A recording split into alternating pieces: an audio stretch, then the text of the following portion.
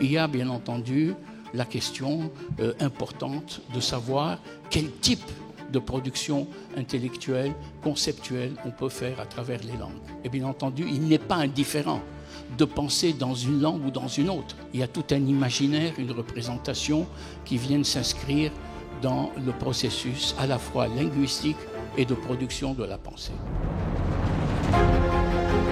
Le pourtour sud de la Méditerranée a été un carrefour d'influence depuis les Carthaginois, les Phéniciens, les Romains, les Byzantins, etc., etc. Et donc une langue, un peu comme, permettez-moi la métaphore géologique, va déposer des strates, va déposer des sillons et vous aurez des fossiles qui sont les morphèmes, qui sont les phonèmes et que l'on va retrouver dans les différentes langues qui sont pratiquées dans le Maroc, dans l'Algérie, Tunisie, etc. et qui sont les dialectes. إن مسألة التعريب تستعمل سياسيا في أكثر من مرة.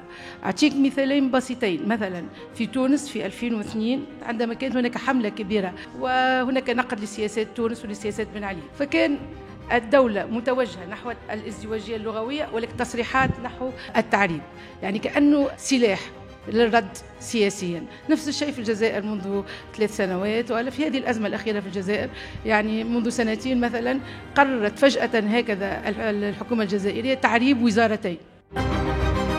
Si on regarde l'histoire du français, le français, sans plagier quelqu'un de très connu dans le monde, est-ce que c'est une langue, c'est la langue arabe mal prononcée? Parce que si on regarde le lexique du français, il y a des milliers et des milliers de mots qui sont présents en français. Et quand on regarde l'arabe, et si on regarde l'arabe populaire, c'est énormément de mots en français dans les dialectes du Maghreb. Alors, il y a une thématique qui est très intéressante et sur laquelle on pourrait aussi réfléchir, c'est la question de la langue, la culture et l'identité. Et est-ce que dans la pluralité des langues, il y a forcément du conflit? Moi, je suis pour lancer des passerelles et je ne pense pas qu'on est dans une position de conflit entre les langues.